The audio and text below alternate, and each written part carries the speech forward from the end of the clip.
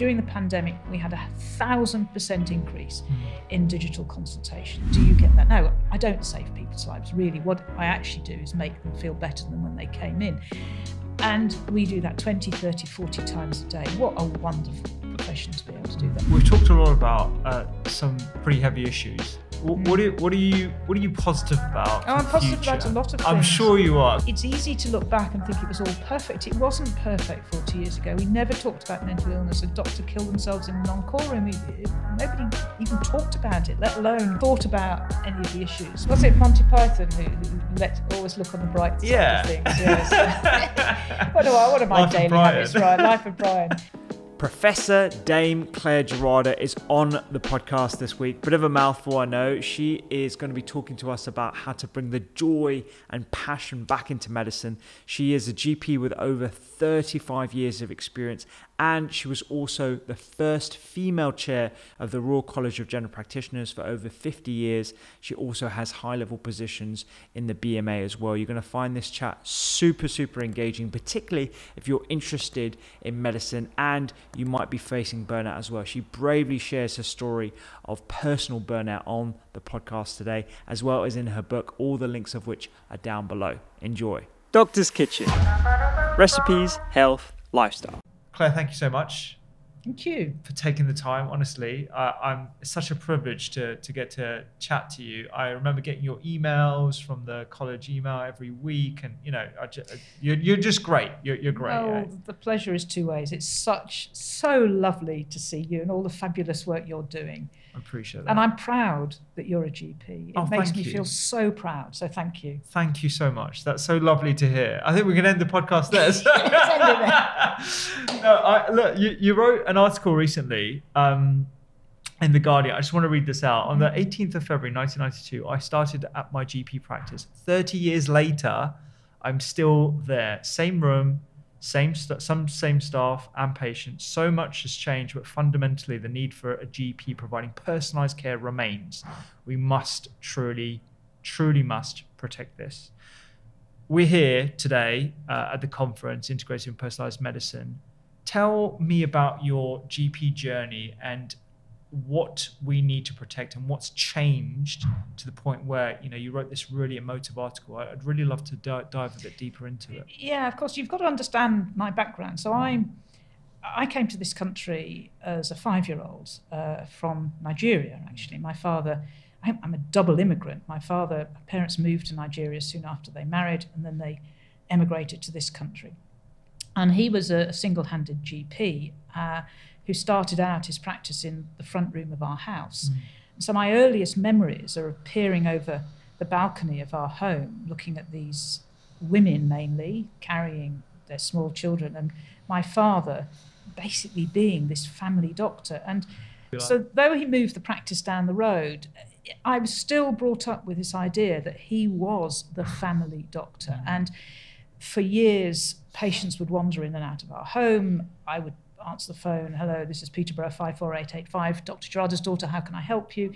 He used to take me on home visits when I was quite young, 9 or 10, and he used to talk to me about what made a good GP, which was being there, basically being a good communicator, and actually being part of one's community. And I absorbed those messages, and though I don't work in the same way, I became the family doctor to my parish in southeast London and really tried to model my behaviour and what Dad did. Now, the system around us has made it very difficult for that to continue. Number one, it's very hard for people to live in their parish, certainly in London. The second is that the intensity of the workload, the shortage of GPs, the focus on the industrialisation of medicine has meant that personalised care, that continuity of care across the ages is the thing that we've sacrificed, and I think really and truly to our detriment, because the unique selling point of a GP is the ability to care for their patients in the context not just of their disease, but their disease across their lifespan. And I'm not looking back with rose-coloured spectacles. I'm just saying what works. And what works is continuity of care. It saves money, it saves time, it stops medicalisation, it stops medical errors. And who delivers continuity? GPs. What haven't we got is we're about 20,000 GPs short in this country is GPs, and what can't we provide is continuity of care. So that's what that article was really about. Yeah, and how, this is a very difficult question obviously, but how do we rectify that? I mean, aside from attracting more people into the profession at large and then training them into general practice and giving them that sort of ideal of what a GP should be there to provide continuity of care, it's very difficult in the current context where people are struggling to get that continuity. They're trying to see their GP. We hear this echoed everywhere. Yeah. It is sortable, but we're working on against the forces of the media. So, for example, digital triage will help, because digital will allow us to put the right patient into the right place, requiring the right amount of time with the right amount of urgency. And we're already doing that. During the pandemic, we had 1,000% increase in digital consultations. So we can already start to do that. We can start to use the skill mix despite the negativity around employing others. Actually, it's really good news that we can employ very highly trained physician associates, highly trained pharmacists. So we can start to move the patients into the right space. We can also, what is already happening, is we're working together better in teams. We call it primary care networks, it doesn't matter what we call it. We're beginning to move the sort of acute patients. So really, if your child is sick, you want to see the first person that's available. If you want to discuss your infertility, you want to see a doctor you know and trust. Even if it's for episodic continuity, you want to do that. So already we can do that. We need to, I am optimistic with integrated care systems, but where I'm not optimistic is the constant blaming of GPs. We're sitting at a conference now, we heard it again today on over-medicalisation, multiple prescriptions. Well, there isn't a GP in the land that really is desperate to cut the number of prescriptions their patients receive, yet we're forced to do it. We're forced to do it by the regulators, the inspectors, the secondary care practitioners. But the speaker on the platform today basically blamed primary care without actually blaming the system. So I think we've got to change the narrative. I think we've got to call out the anti-GP, a bit like we call out racism, a bit like we call out sexism. We have to call it out every time we are blamed personally and professionally for a system that is way out of our control. And I hear that echoed a lot with particularly my junior colleagues. I've had a relatively short clinical career, coming up to about 15 years now. Don't look old enough to have 15 years. It's testament to what I preach, the nutrition and the lifestyle element and all the rest of it. Tell me some of your magic. But a lot of my colleagues of my sort of generation are really getting beat down. I agree, it's partly the media. I agree, it's partly because the inefficiencies in the systems that we have. How do we reignite that passion for being that continuity care? We spoke with Lord Nigel Crisp earlier about this, and he was saying there's a lot that we can learn from developing countries and how actually putting more people within the communities and setting out health agendas in that respect could be interesting. But how do we get the passion back into the profession? I think we learned from the pandemic. Would you imagine that you would have patients talking about immunosuppression, T cells, RNA? Could you imagine, let alone having a sensible conversation about the risks and benefits of a second or third vaccine, whether they should use a recombinant DNA? I think we've got to learn from the pandemic. The pandemic allowed patients to do their own testing. I mean, I'm old enough when we weren't even allowing patients to do their own urine test.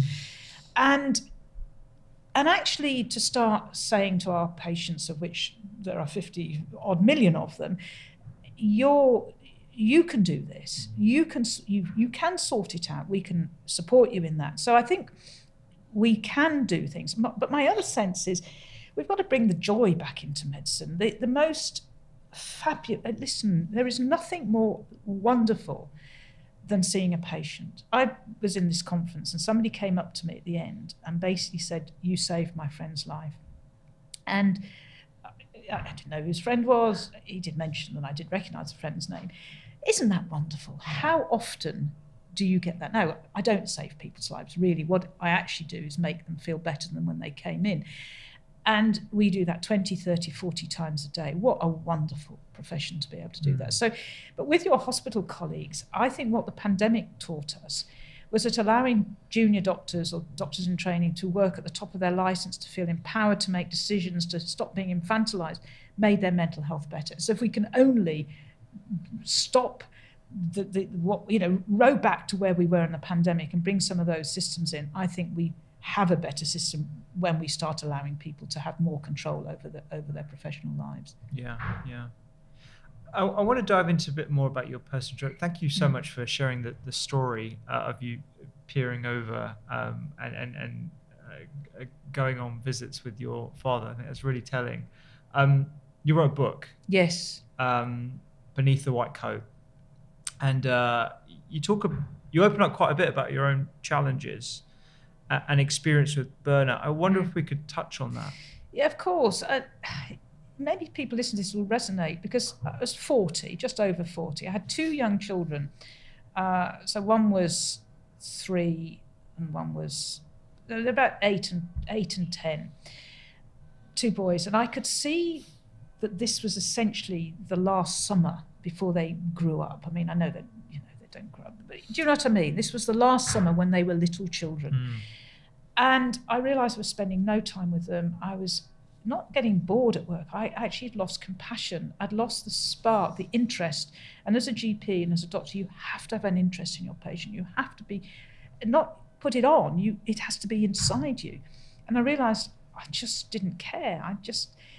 And that they were getting more of my time than my own children, that there was nothing I could do to help them. I couldn't repair their damaged past. I couldn't get them new housing. And I think in retrospect, I was probably depressed, but of course I didn't recognise that. And I just really I walked home one day and just said, I can't do this anymore. I want to spend time with the boys. I want to have a summer that is open. And I just couldn't be bothered. And I remember going to work the next day just crying and thinking, I just can't do this. And my partnership is a really lovely partnership. And I broached it with the practice manager, could I take a sabbatical? And they allowed me what was a 4-month sabbatical, which I actually wrote another book then about substance misuse. But it meant I didn't have to see patients for 4 months, and I could spend time with the children, write this book, and reorganise how I did my life. And I returned, and it's never happened since. And so that, very generous of them, and in fact it was, I was very lucky. But that time out just re-energised me, allowed me to set the compass, and to do what I wanted to do. And again, this may resonate with some of the women. I went back to work with my first child when he was 20 weeks and my second child when he was 6 weeks. And I mourned the fact that I had no space with them during their infancy. And though I didn't articulate it, I've had it in my head, I think that's what I was mourning. And this was the last bit of their childhood that if I didn't do something about, I would have missed it forever. Now, in fact, they're grown-up lads, they're fabulous boys, but it was me that needed it. Yeah. I'm so glad you opened up about that, because your experience, I think, is telling of a lot of other people's as well. And the fact that someone of your position, you're standing, everyone looks up at you as this is the ideal of what we should be going towards. I know you might not think that, but a lot of us do, for sure. You're definitely a pinnacle and something to aspire to. You sharing that vulnerability really gave people space to open up. And I think compassion fatigue is something that is really something we don't talk about enough. I've talked about it with another colleague of mine, another GP on the podcast, actually. Wonderful GP. Talks a lot about nutrition and health as well, and is a full-time practitioner. I don't know how she does all the other stuff that she does as well. She's got 2 kids too. But starting this conversation, I think, is the first bit. You were lucky enough, I think, to have a leave for 4 months. How do we actually instill that into the system that's already overstretched, and we're struggling to get 20,000 more just GPs, let alone other vacancies? I know, and I think what really is important, that we have a fundamental paradigm shift into work, and we need to allow flexible work. And the reason why so many doctors leave to go and work as locums is they want the flexibility of locums. we have to make it as easy to have that flexibility in a substantive post as we do as a locum post. And that doesn't mean there's nobody there to cover Christmas. Because actually, when you're younger and you need the money, you'll work Christmas because you get paid more. You'll work, not everybody wants to take the summer holidays off. I don't anymore. Thank God I don't need to take August and half term off anymore. But I think we need to make it flexible. We need to make compulsory shift working something that goes out of the window. People want to work shifts. They can compulsory nights. They can work nights. And we've got to realise that, and dare I say it, that women, on the whole, are the carers of children and their elders. And we have needs that possibly, though some men do, most men don't. So we have to actually acknowledge the difference between men and women in terms of caring responsibilities. And whether what I was experiencing, even thinking about it now, was a yearning for motherhood, which in fact I hadn't, clearly I'd been a mother, but this yearning to be with them, which was indescribable in terms of words at the time. I just knew I had to be with them. You can't put a, mandatory on that. You can't say, well, when a woman has a yearning, you have to just acknowledge that that's what happens, and that there needs to be allowed to be the flexibility to be able to do that. Same with men, of course. They want time to be with their families, or even just to be and just to do nothing but just be with themselves. So I trust actually dare I say, some of the politicians who are actually trying to address the work-life balance. Jeremy Holmes, for example, in his Health Select Committee, has taken a lot of evidence looking at the workforce and how we can improve the working lives of all NHS staff and care staff in order to keep them there, really. My experience of positive work-life balance actually came when I went to Australia for a couple of years. I worked out there after I became a GP because I was facing burnout.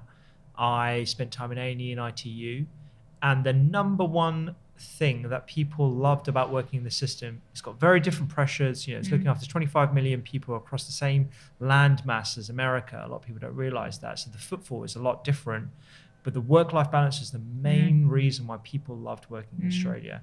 And I think if we can mimic some of those practices within the NHS, we can make it a lot more inviting as a profession to stay in, rather than just thinking about the vacancies and working people as hard as they can. Yeah, I think that's right. There was some trusts have started to look at you choose when you want to work, and actually it's improved the rota, not made it worse. Yes. So I think this is the next era of professional working, is where we have much better working lives and much better choice about what we do. This idea doesn't happen to me, never happened to me, that you can't even take your wedding day off. Oh, come on. Common thing I've heard. People will be flabbergasted to hear about that. And it's true, because I've met some recent people. So unless they take gaps in working, so they cannot guarantee that they can take their wedding day off. And if you think about it, you tend to plan your wedding 18 months, 2 years ahead. So you've just got to rely on the system to allow you to take your wedding day off. Isn't that ridiculous? It's indicative of just how hard worked the staff are, and how uncaring the system is. For a caring profession. I got married on January the 2nd, but I could have been on call on that day. I was able to plan my wedding, come on. So let alone when your nativity play might be, or you've got to take your mother to see the specialist, or, those are the sort of things that we need to be building in and accepting that this is the norm now, not the exception. I think mental health and coping with adversity, again, was something that is a positive that came out of the pandemic. I've never been asked so many times, how I've been. Can I say, I was in a shop yesterday, I had to buy a new computer, and they saw my NHS badge. It was a shop that gives you an NHS discount. And the young lad started asking me about my work over the pandemic and thanking me, and I felt really teary. I just thought, and then I thanked him for keeping his shop open for when. It was hard though, but so many people ask us, less so now in general practice because we suddenly become the big enemy again, but that will pass. That's the media narrative at the moment. We're so lazy.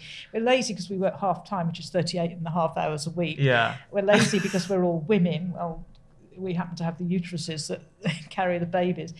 And we're lazy because we're not in the consulting room, but we're all over the place. Yeah. And going back to the sort of the staffing and the rotas and all that kind of stuff, it sounds nonsensical, but actually instigating a choose your own rota or a 4-day work week, or things that you would look at and think instinctively that's not going to work because we're understaffed. We need all these cover, we need night shifts and all the rest of it.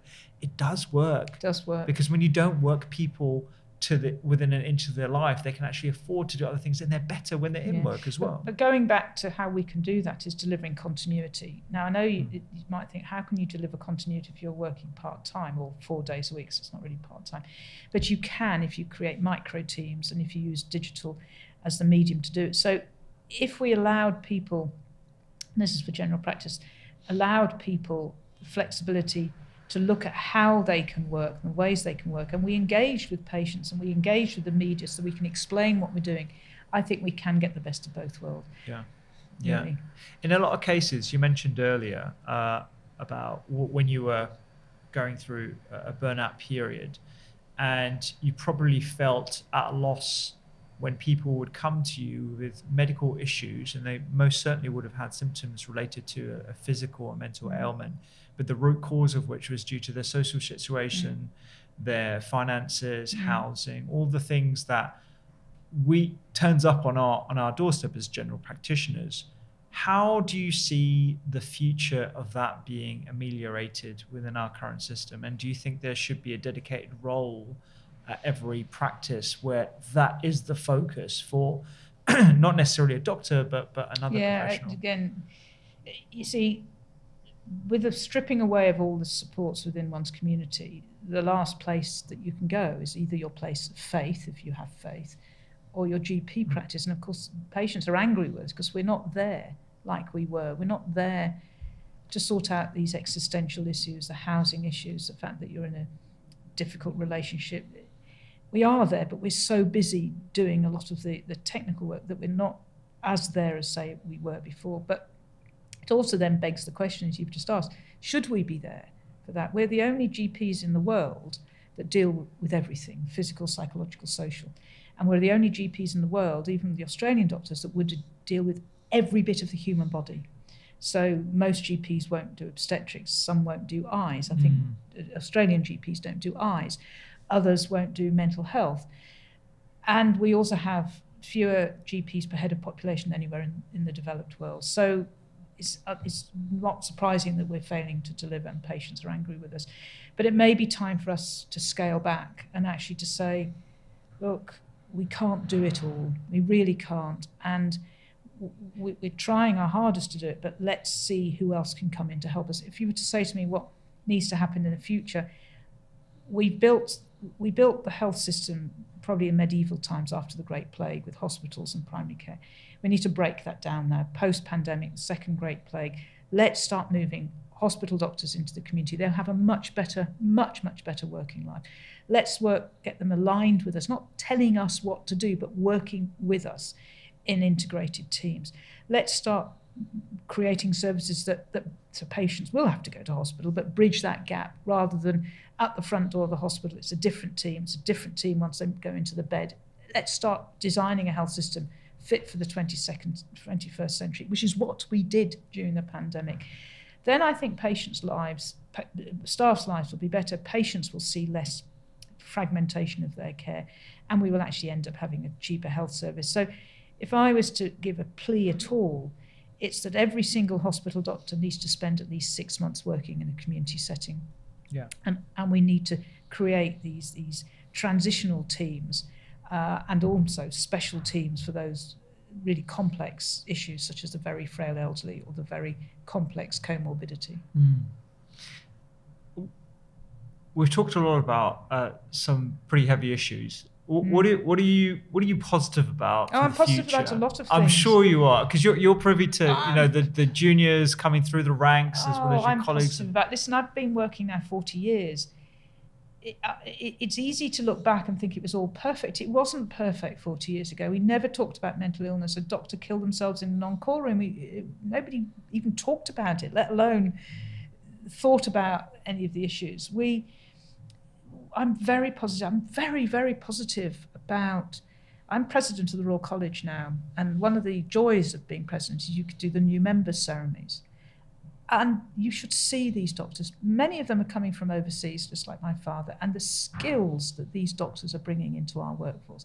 It's not about us, how can we support them? Of course we need to support them, but how can they help us develop an NHS that's fit for purpose? How can we use their skills, just like we use my father's skills and his generation, to create the next paradigm shift in healthcare?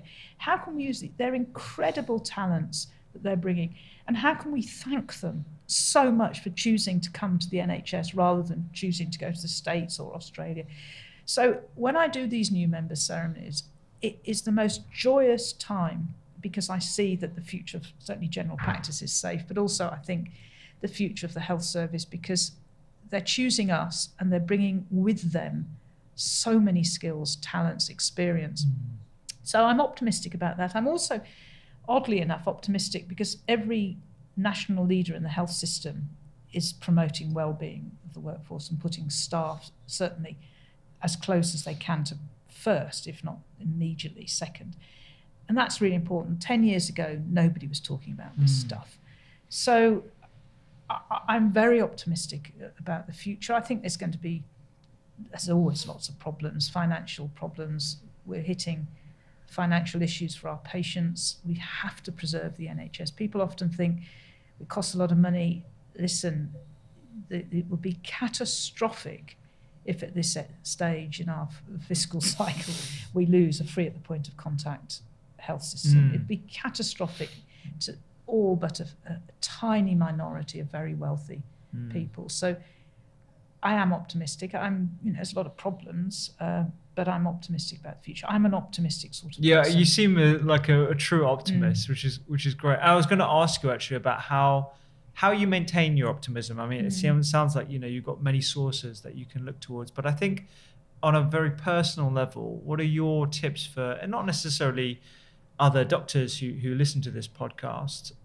There are plenty of other people in various walks of life, in various professions, people who have taken leave, that would really benefit, I think, from learning a bit about some of your daily habits. You might not even be aware of them, that you do to enhance your positivity. Was it Monty Python who always look on the bright side of things? Yes. What are my daily habits? Right, Life of Brian. Yeah, I wake up very early, but that's a remnant from when the children were little. How early do you wake up? About 6. Oh, okay. My father used to say that sleep is an imperfection of nature. So I wake up very early. Now that there's no children at home, just my husband and myself, sadly my dog died recently, I get up. I play a hand of bridge online. So I'm trying to learn to play bridge. Yes, I'm trying to learn. That's so cool. I know. I play this one online. Anyway, I'm trying to get better. I've given myself 2 years to do it. But then I just do the usual things. What keeps me healthy, I think, is I do have a capacity to cut out anxiety. So I joked in the conference that I watch back-to-back Come Dine With Me. I do, but I also watch back-to-back MasterChef, and Great British Bake Off. I have the capacity for just compartmentalizing things, and I realize this as I've grown older, that this is the ability that I have. I used to run. I don't anymore because I did my knee in, but I suspect that I also, because I've worked so hard during my professional life, things become easier as you get older, because you've been there, done it, and you can do shortcuts, and you have lots and lots and lots of networks. So friends, of course, and family keep you sane and keep you grounded. So nothing magic. I certainly don't do triathlons or swim in Hampstead Ponds first thing in the morning. Yeah. I try and eat healthily. I really do. probably, like many doctors, drink too much. I don't drink phenomenal amount, but I probably drink a glass of wine every day, which is probably not good for me. But I try and eat healthily. Yeah. The one advice I would give to people with children is, and something my husband did very early on, is we took our annual leave. And when we took it, we used to take it to places that you couldn't use Game Boys if the kids were little then, and mobile phones weren't as invasive, but we used to take them to places that we couldn't use them. Yeah. So we actually did have time with the family where we played card games, and it don't sound like a romantic family, but we just spent time together. So take your annual leave. And if you're spending more than 3 or 4 hours at work every day when you shouldn't be, just start to think, what is that doing to your own mental health? I know we all self-sacrifice, but actually self-sacrifice is okay in a crisis. That when it's every single day, just stop, think, and just realize that though you might think you're invulnerable, you're not.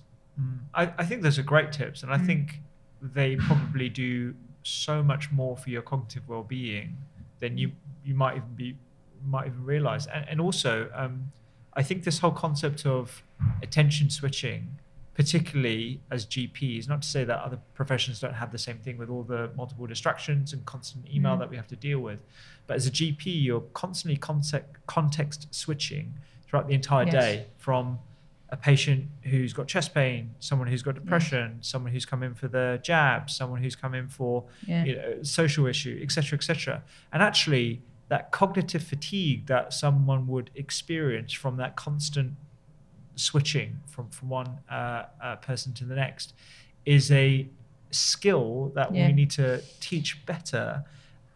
And further on that point, I think it needs a lot more attention, because that ability to exercise self-control and willpower and self-compassion is a very important skill set. It is, but even I, when I've done 90 patients in a day, I feel sick. And you feel this rise of hatred of yourself, and it's a terrible emotion, really terrible emotion. And that's where I think a lot of doctors struggle, because they might then go home and have too big a glass of gin and tonic, or drive very quickly on the motorway because they're so adrenalized.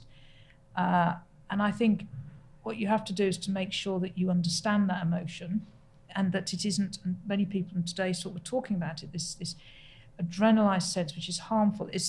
We've got to make sure it doesn't happen repeatedly, that you cannot do that. We are human, and everybody will recognize that. It's not the fatigue that I used to do when we did 120 hours on call. It's a very, very, very different emotion, though we used to get that as well. If you're woken yet again in the night to see somebody with what sounded like a trivial issue, you'd get angry. But this is a very different emotion. So I think it's understanding it, and I think it's also making sure that when you get to that point, because that's when the harm happens to you and to patients, because that's the point that you might flip and be rude to a patient. That's the point that you might make an error, is we've got to protect our staff so that they're not put in that position where they're risking their livelihood by basically being in that adrenalized state. Have you ever had it where you really you don't want another patient to come? 100%. Multiple times in my career. Yes. Multiple times. There's the classic situation where you're being bleeped over and over again to see patients when I used to work in hospitals. But then there's the additional sort of added stresses of the normal working day. Oh, we're just going to slot someone in because they need to say, oh, we just need to add these prescriptions But what I've learned is it's so easy to blame the person slotting it in. Yeah. And I never do now. It's their job, and they're usually on a much lower income than you. And try not to blame the patient, because again, it's not their fault. And if as I have in the past, because I'm human just the same, I have been angry with a patient and maybe the consultation hasn't gone the way it should have gone, I will ring up the next day and just apologise and just say, look, I'm really sorry about this.